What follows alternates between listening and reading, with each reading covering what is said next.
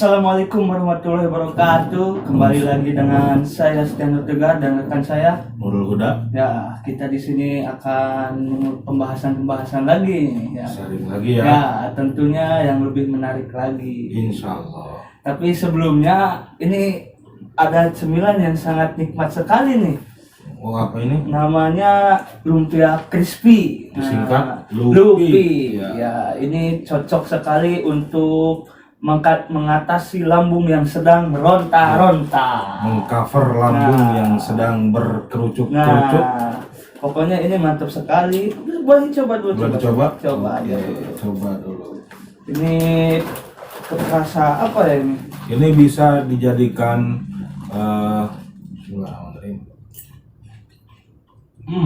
terasa banget bumbunya.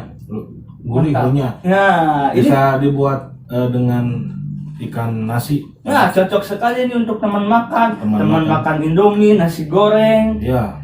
bakso. Pokoknya ini sebagai pelengkap makanan ini terasa sangat nikmat sekali. Mantap. Dan tentunya Berbagai macam rasa, pedas, Ya. ayam geprek, jagung bakar, keju pedas, dan barbuki. Ada 5 rasa. Nah, untuk yang mau order silahkan di link di bawah ini ya. Ya. Tinggal klik saja link yang ada di deskripsi. Oke, Mantap. mungkin ini yang akan menjadi peneman kita untuk sharing kali ini ya. Wih, mantap kan? Nah, ya itu dia lumpia crispy. Lumpia crispy. Belum tahu kan? Nah, Boleh diorder. Nah, kita di sini akan sharing nih Tentang apa? tentang nikmatnya mencari ilmu. Nikmat mencari ilmu, ya sharing sambil ditemani Lupi. Iya, sambil ngemil gitu kan. Nah, pokoknya mantap lah. Ya, order aja langsung di link deskripsi di bawah ini. Ya. Ya, mungkin pertanyaan dari saya yaitu bagaimana agar kita bisa memahami tentang menuntut ilmu? Jadi sebelum kita membahas tentang makna mencari ilmu, ilmu itu sendiri apa? Jadi ilmu itu diambil dari bahasa Arab. Al-ilmu, pengetahuan. Alimun, orang yang mengetahui. Maklumun, yang diketahui. Nah, jadi ilmu itu yaitu suatu pengetahuan yang mana pada awalnya kita belum mengetahui, ya gitu. Jadi bila mana kita mengetahui sebuah pengetahuan, maka disebut alim, alimun. Nah, itu tentang makna tentang ilmu. Seperti itu.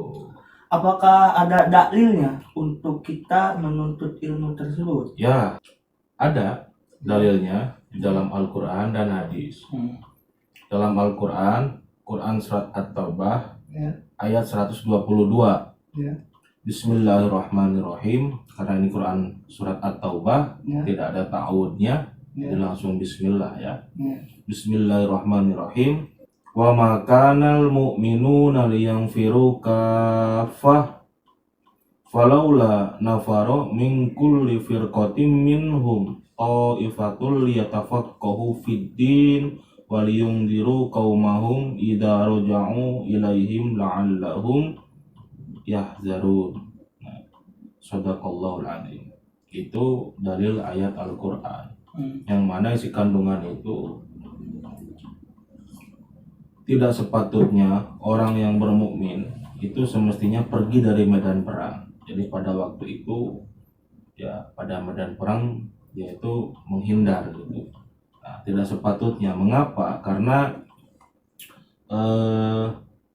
sebagian dari setiap golongan di antara mereka tidak pergi untuk memperdalam pengetahuan. Nah, jadi ketika perang itu ya, banyak sekali pada waktu sahabat mengikuti perang, mereka tidak mengikuti perang daripada dia membelot, tidak pergi, lebih baik dia mencari ilmu gitu. Nah, itu dalil ayatnya. Yatafaqahu fiddin. sebaiknya selayaknya dia lebih baik mencari Ilmu. ilmu daripada ikut berperang tapi dia berpaling, nggak berangkat. Lebih baik karena sama-sama jihad, itu belajar juga. Itu dalil ayat Al-Quran. Satu lagi dalil al-hadis. Dalam kitab Lubabul Hadis, saya pernah mengaji dengan guru saya sewaktu saya masih sekolah. Di situ tertulis thalabul ilmi faridatun ala kulli muslimin. Ya, jadi mencari ilmu itu sangatlah diwajibkan bagi setiap umat muslim, baik laki-laki maupun perempuan. Nah, itu dalilnya. Lalu apa hukumnya kita mencari ilmu tersebut? Nah, ada dua kategori ya hukum di dalam mencari ilmu. Waktu saya masih sekolah, guru saya mengatakan, jadi ada dua hukum. Satu fardu ain, dua fardu kifayah. Jadi kewajiban fardu ain itu yaitu contohnya ilmu-ilmu agama. Itu wajib bagi setiap muslim, khususnya ilmu syariat. Ya, jadi kita harus mengetahui wajib fardu ain. Kenapa? Karena yang namanya agama ya itu mengatur aspek kehidupan kita sehari-hari. Maka dari itu guru saya pernah bertanya, aspek kehidupan apa yang tidak diatur oleh agama? Nah, di situ bingung, semuanya diatur dari kita tidur, bangun sampai tidur lagi itu semuanya diatur. Dan itu kita perlu pengetahuan ilmu dari awalnya kita tidur sampai kita bangun lalu tidur lagi, itu semua sudah diatur. Nah, kita harus mengetahui ilmu tersebut. Nah, itu penjelasan guru saya. Jadi semua aspek kehidupan sudah diatur yang begitu kompleks oleh aturan-aturan agama dalam Islam. Agama Islam khususnya ya, itu fardu ain. Yang kedua, fardu kifayah. Fardu kifayah itu ilmu yang kita pelajari akan tetapi dipelajari juga oleh orang-orang kafir. Nah, misalkan contoh ya bahasa Inggris lah, ya kan, bahasa Mandarin, terus kimia, fisika dan lain sebagainya. Walaupun toh sejarah mengatakan ya, penemuan seperti aljabar, matematika kan lebih sering pada umumnya mereka ilmu itu memang buatan orang-orang kafir, padahal bukan. Itu masih cendekiawan kita juga gitu ya. Tetap wajib hukumnya bagi kita untuk mempelajari ilmu-ilmu tersebut. Nah, berkaitan dengan ilmu ya. Ya. Bagaimana dengan istilah ilmu hitam dan ilmu putih?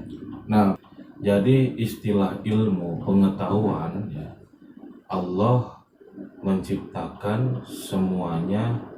Allah menciptakan baik dan buruk, bukan berarti Allah mengajarkan kita terhadap keburukan. Contohnya istilah ada ilmu hitam, ilmu putih, mungkin itu istilah manusia ya, karena semua ilmu itu baik. Kata guru saya, dan itu pernah saya tanyakan juga, bagaimana dengan istilah ilmu hitam, ilmu putih?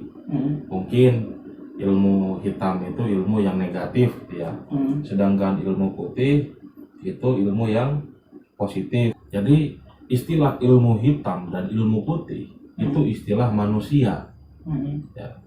Semua ilmu itu baik, hanya saja bagaimana kita mengamalkannya. Kembali lagi kepada diri kita masing-masing.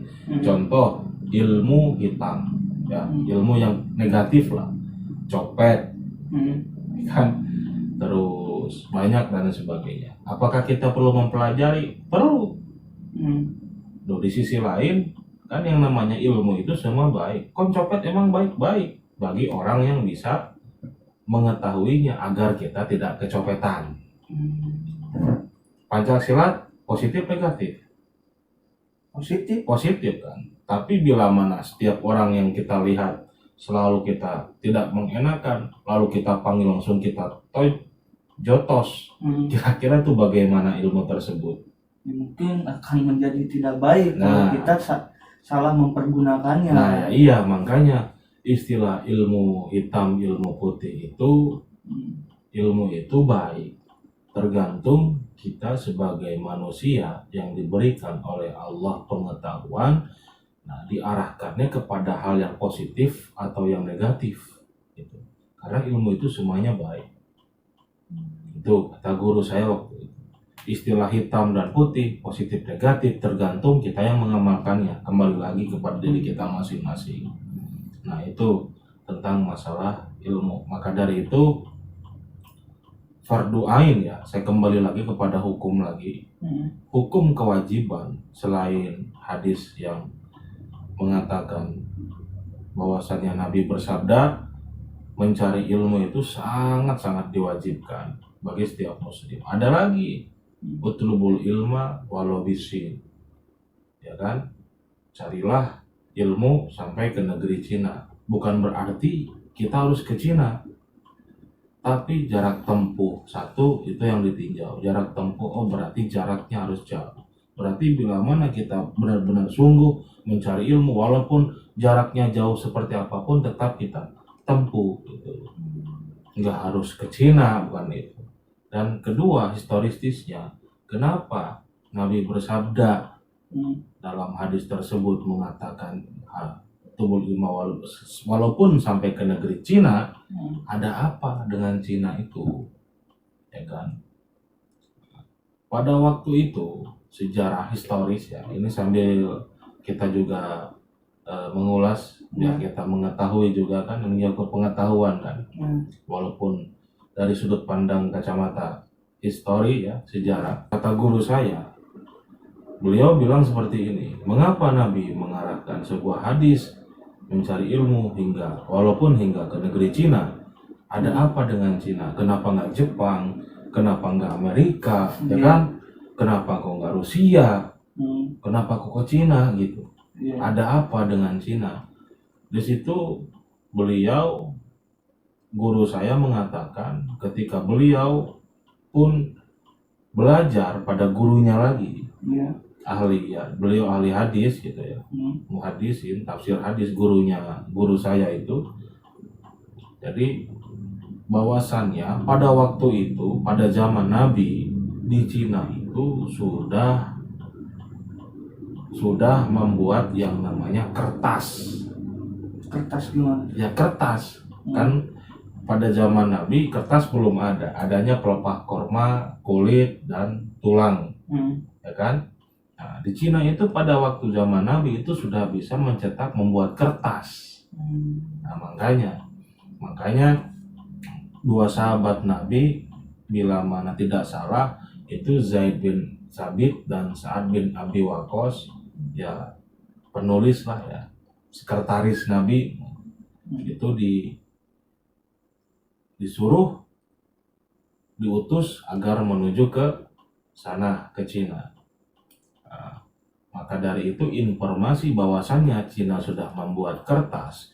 Nah, Zaid bin Sabit kembali ke negaranya, sedangkan Sa'ad bin Abi Waqqas menetap di situ, menikah dengan pribumi, tidak menutup kemungkinan yang menyebarkan dakwah Islam di sana, sehingga makamnya sahabat Nabi yang ada di Cina yaitu Sa'ad bin Abi Waqqas.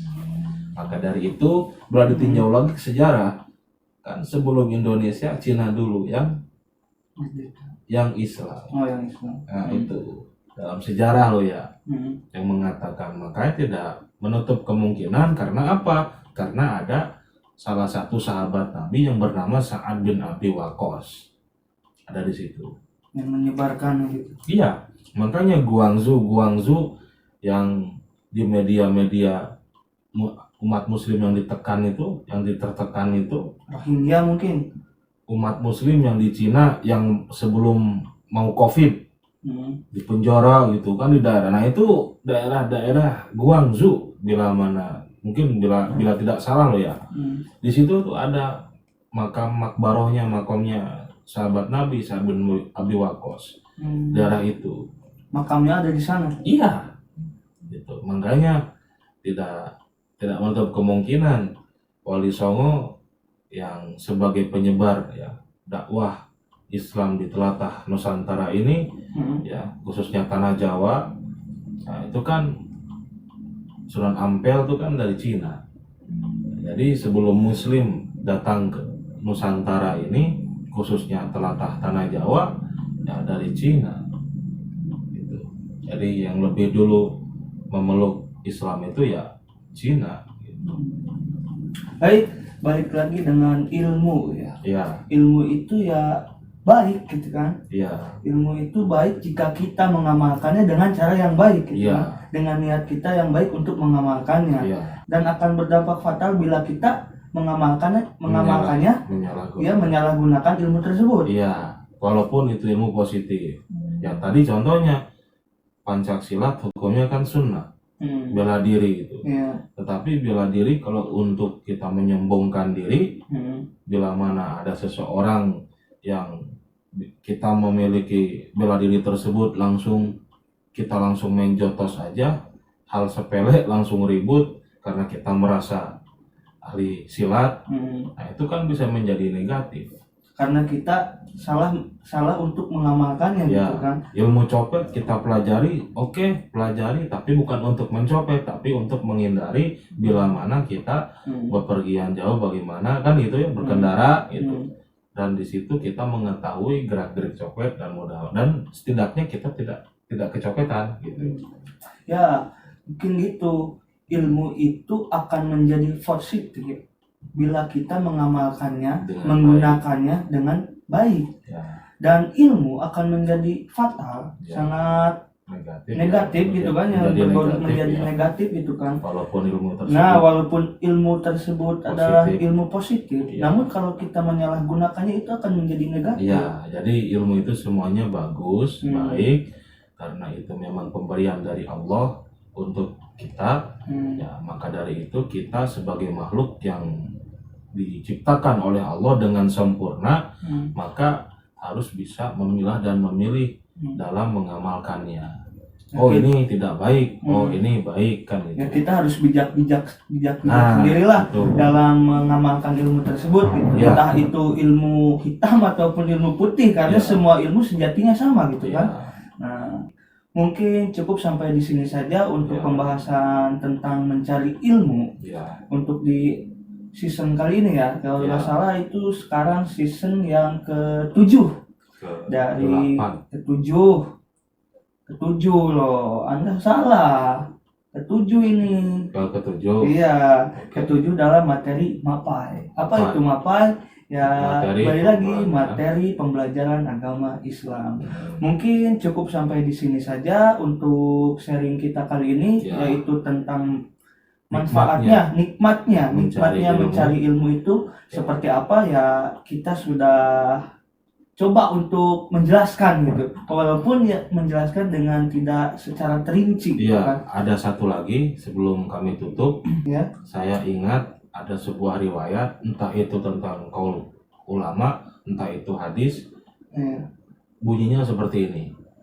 Al ilmu bila amalin, Ya. kasyajari bila samrin. Jadi ilmu itu ya bila mana tidak diamalkan, bagaikan pohon walaupun bentuknya bagus tapi tak berbuah, tak ada manfaatnya. Satu. Yang terakhir, kalau ini seingat saya sewaktu saya masih belajar dulu, ini memang sebuah hadis Bukhari ya, Ya. berbunyi man aroda dunya fa'alaihi bil ilmi wa man arodal akhirata fa'alaihi bil ilmi wa man arodahuma fa'alaihi bil ilmi. Barang siapa yang ingin selamat di dunia, maka dia harus berilmu. Nah, jadi memakai ilmu. Barang siapa yang ingin selamat di akhirat, maka harus berilmu juga. Dan barang siapa yang ingin selamat keduanya, dunia dan akhirat, maka ia harus berilmu. Kenapa? Terakhir, yang ketiga, Imam Ghazali menguatkan wa kulluman bi ghairi ilmin ya'malu akmaluhu mardudatun la tuqbalu. siapa orangnya yang beramal, beribadah tanpa didasari dengan ilmu, maka ibadah itu pun akan menjadi sia-sia. Nah, seperti itu. Mungkin itu saja dari saya, kurang lebihnya mohon maaf. Bila mana ada tutur dan ucap kata kami yang kurang berkenan, saya Nurul Huda.